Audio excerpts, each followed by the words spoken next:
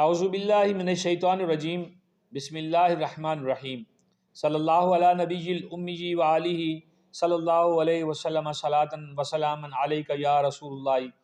قلت حیلتی انت وسیلتی ادرکنی یا سیدی یا رسول اللہ صلی اللہ علیہ وآلہ وسلم۔ میرے مالک، اس درود پاک کے صدقے تیرے بارگاہ میں عرض گزار ہوں، تو ملت اسلامیہ پہ، امت محمدیہ پہ رحم فرما۔ آپ دیکھ رہے ہیں میرے یوٹیوب چینل اور میں ہوں آپ کا میزبان ملک شکیل احمد آوان۔ ایک ہماری جو موجودہ حکومت چل رہی ہے، جس کو ہم کیئر ٹیکر گورنمنٹ کہتے ہیں، یعنی کہ نگران حکومت وفاق میں چل رہی ہے، صوبوں میں بھی چل رہی ہے۔ نگران حکومت کے جو وزیر تعلیم ہیں مدد علی سندھی صاحب، انہوں نے بیان دیا ہے کہ وفاقی حکومت فنی تعلیم کے فروغ کے لیے اپنا بھرپور کردار ادا کر رہی ہے۔ بہت اچھی بات ہے، اور یہ بات انہوں نے اس موقع پہ کہی جب ورچوئل یونیورسٹی اور national vocational and teaching training commission NAVTTC کے درمیان مفاہمت کی یادداشت پر دستخطوں کی تقریب ہو رہی تھی۔ وہاں پہ بحیثیت مہمان خصوصی آپ تشریف فرما تھے مدد علی سندھی صاحب، اور انہوں نے یہ بیان دیا اور ان کے الفاظ میں نے دہرائے کہ وفاقی حکومت فنی تعلیم کے فروغ کے لیے اپنا بھرپور کردار ادا کر رہی ہے۔ سچ ہے کہ موجودہ جو نگران حکومت ہے یہ کچھ سٹیپس اچھے بھی لے رہی ہے، اور اگر آنے والی حکومت ان کے نقش قدم پہ کچھ معاملات میں چلے گی تو اس میں بہتری بھی آ سکتی ہے، جس میں ایک تو یہ ہے کہ جو افغان مہاجرین ہیں ان کو واپس بھیجا جا رہا ہے، اچھا عمل ہے، اور بھی بہت سارے کچھ ایسے اعمال ہیں، منصوبہ جات ہیں جو اچھے ہیں، ہونا چاہیے۔ لیکن میں مدد علی سندھی صاحب، آپ کو اللہ تعالیٰ نے چانس دیا ہے، تھوڑی دیر کے لیے آپ مہمان حکمران ہیں، ہمارے وزیر ہیں، آئندہ بھی اللہ تعالیٰ آپ کو صحت سلامتی دے اور آپ آئیں اقتدار میں، آپ ایک اچھی شخصیت ہیں۔ بات یہ ہے کہ فنی تعلیم جو ہے اس پہ تو آپ زور دے رہے ہیں۔ پچھلی حکومت جو ہے، جو پی ٹی آئی کی حکومت گزری ہے، اس میں قرآن پاک کی تعلیم کے حوالے سے کچھ سٹیپس اٹھائے گئے تھے، اور اسلامیات کی تعلیم لازمی بھی ہے، اسلام کی تعلیم، قرآن پاک کا ناظر حفظ کا بھی معاملات ہیں، لیکن اس میں بھی تھوڑی سی توجہ چاہیے آپ کی۔ وہ یہ ہے کہ جو ہمارا نظام تعلیم ہے اس میں ایک لفظ استعمال کرتے ہیں، جیسے ہوتا نا فلاں ڈاکٹر چائلڈ اسپیشلسٹ ہے، فلاں گائنی اسپیشلسٹ ہے، فلاں اس چیز کا اسپیشلسٹ ہے۔ اسی طرح یہاں پہ ہمارے شعبہ تعلیم میں اساتذہ کرام بھی جو ہیں وہ بھی اسپیشلسٹ ہوتے ہیں، سبجیکٹ اسپیشلسٹ ان کو کہتے ہیں،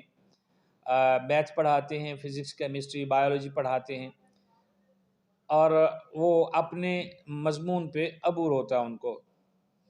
لیکن بدقسمتی سے ہمارے پاس اسلامیات کے سبجیکٹ اسپیشلسٹ جو ہے ان کے لیے کوئی خاص کوئی کرائٹیریا نہیں ہے۔ اس پہ بھی غور ہونا چاہیے، کیونکہ فنی تعلیم پہ تو ساری دنیا زور دے رہی ہے، اور جو فن اسلام نے ہمیں دیا ہے دنیا اس سے مستفید ہو رہی ہے، اور ہمارے پاس اس پہ جو ہے کوئی پالیسی بنانے کے لیے، اس کی تعلیم کو عام کرنے کے لیے کوئی بھی نہیں ہے، کوئی پیرامیٹرز نہیں ہیں۔ مدارس اچھی تعلیم دے رہے ہیں لوگوں کو، وہاں پہ بچے فارغ التحصیل ہو کے نکلتے ہیں، اور کچھ دین کی ان میں سمجھ ہوتی ہے، معاشرے میں اچھے لوگوں میں اضافہ ہوتا ہے ایسے فارغ التحصیل جو ہوتے ہیں طلباء۔ ہماری بہنیں، ہماری بیٹیاں، ہمارے بھائی بچے جو بھی اس تعلیم سے وابستہ ہوتے ہیں ان کا ایک الگ سے رتبہ ہے، لیکن سبجیکٹ اسپیشلسٹ پہ خصوصی توجہ درکار ہے۔ سکولوں میں جتنے بھی سکولز ہیں گورنمنٹ کے، ان میں سبجیکٹ اسپیشلسٹ اسلامیات کا ہونا چاہیے، اور اسے ہمیں ہمارے بچوں کو جو ہے تعلیم اسلام کی جو ہے وہ کسی مستند طریقے سے پہنچے گی ان تک، کیونکہ جو بندہ اسلامیات پڑھا رہا ہے موجودہ دور میں اسکولوں میں، اس کا وہ معیار نہیں ہے جو ایک اس شعبے سے وابستہ اسلام کی ہسٹری سے، قرآن پاک سے، اس کی تجوید سے، اس کی جو ہے تفسیر ہے، اس سے جو بندہ پڑھ کے آئے گا احادیث پڑھ کے آئے گا، اس کی نسبت عام ٹیچر تو ایسا نہیں کر سکتا نا جتنا اس کے پاس نالج ہوگا۔ تو ہونا یہ چاہیے کہ ہر گورنمنٹ اسکول میں اسلامیات کے بھی سبجیکٹ اسپیشلسٹ ہونے چاہیے۔ اس میں ہمارے جو مدارس سے بچے فارغ ہوتے ہیں ان کو بھی جاب کا چانس ملے گا، لازمی ہے، کیونکہ یہ جو فن ہے، جو اسلام ہے، یہ انسانیت کا سافٹ ویئر ہے، اور سافٹ ویئر جو ہے اس کا اپڈیٹ ہونا، اپ گریڈ ہونا بہت ضروری ہے، اور اچھی بات ہے کہ اسلامیات جو ہے اور قرآن پاک کی جو تعلیم ہے وہ باقاعدہ طریقے سے اسکولوں میں دی جائے۔ اس کے ساتھ ساتھ ایک چھوٹی سی اور بڑی میں گزارش کرتا ہوں، اور میری خصوصاً اساتذہ کرام سے گزارش ہے کہ وہ میری اس ویڈیو کو شیئر کریں، لائک کریں اور اس کو آگے پھیلائیں۔ اس کی وجہ یہ ہے کہ ہمارے پاس ایک اور فنی تعلیم ہے، اس پہ ہماری بالکل توجہ نہیں ہے، اور ہے وہ کامرس کی تعلیم۔ گورنمنٹ کامرس کالجز جہاں پہ موجود ہیں وہاں پہ شارٹیج آف سٹاف جو ہے وہ بہت زیادہ ہے۔ 29 اکتوبر پچھلے سال جو ہے وہ 2022 میں مجھے ہوا موقع ملا، میں نے ایک کالج کا وزٹ کیا، اور وہاں پہ میں نے پرنسپل صاحب سے ان کے حالات و واقعات پوچھے۔ میں وہاں سے گزر رہا تھا تو کالج کی دیوار کے ساتھ گندا پانی کھڑا ہوا تھا، نالا گزرتا تھا اور کالج کی دیوار بڑی خستہ ہوئی تھی۔ تو میں نے ان سے پوچھا کہ بھئی آپ اس پہ کیوں نہیں کوئی شور کرتے ہیں کہ یہ نالے کی صفائی ہو، گورنمنٹ کی پراپرٹی ہے۔ مجھے بہت تکلیف ہوتی ہے جب میں کوئی گورنمنٹ کی چیز کا نقصان ہو رہا تو تکلیف ہوتی ہے، کیونکہ وہ ہماری اصل چیز تو ہماری وہی ہے جو گورنمنٹ کی ہے، تو کیونکہ گورنمنٹ ہمیشہ عوام کی ہوتی ہے۔ اب کامرس کالج کی جہاں پہ میں نے وزٹ کیا وہاں پہ پتہ چلا جی کہ 1993 سے اس 29 اکتوبر تک کوئی بھرتی نہیں ہوئی۔ کامرس کالج کے حوالے سے اساتذہ کرام کو نہیں لیا گیا، نوکری پہ نہیں لیا گیا، کوئی پالیسی نہیں بنائی گئی، اور یقیناً جو ان سے پہلے 1993 سے پہلے لوگ کام کر رہے تھے وہ ریٹائر بھی ہو گئے ہوں گے، اور اس میں جو ہے نئے 93 والے بھی ریٹائرمنٹ کے قریب بیٹھے ہوئے ہیں۔ کچھ فگرز بھی میں آپ کے ساتھ شیئر کیے دیتا ہوں۔ جو کامرس کالجز ہیں ان کی تعداد پنجاب میں، صرف میں صوبہ پنجاب کی بات کر رہا ہوں، باقی جو صوبہ جات ہیں ان کی بات نہیں کر رہا ہوں۔ 118 پنجاب میں باقاعدہ جو ہے وہ کامرس کالجز ہیں گورنمنٹ کے، 118، اور اس میں 118 جو ہیں وہ کالجز ہیں، اور ان میں ٹوٹل 900 ٹیچرز جو ہیں وہ ایکٹیو ہیں۔ 1742 ویکنسیاں خالی پڑی ہوئی ہیں، اور آخری بھرتی 1993 میں ہوئی تھی۔ شیخوپورہ کا جو کالج ہے، کالج آف کامرس جو ہے، اس میں جو ہے تقریباً 14-15 اساتذہ کی جو ہے وہ سیٹیں خالی پڑی ہوئی ہیں، باقی اساتذہ کرام بھاگ دوڑ کے پڑھا رہے ہیں، بچوں کا رش ہے وہاں پہ۔ تو ایک وہاں ضلع شیخوپورہ کی پھر ایک تحصیل ہے نارنگ، وہاں پہ ایک کامرس کالج ہے۔ وہاں پہ اس وقت یعنی کہ پچھلے سال طلباء کی تعداد یقیناً اس بار زیادہ ہوگی، ہماری آبادی بڑی تیزی سے بڑھ رہی ہے۔ 300 طلباء کے لیے صرف ایک استاد جو ہے وہاں پہ موجود ہے۔ اس مقدس جو استاد ہیں، جو مہربان ہیں، جو محترم ہیں،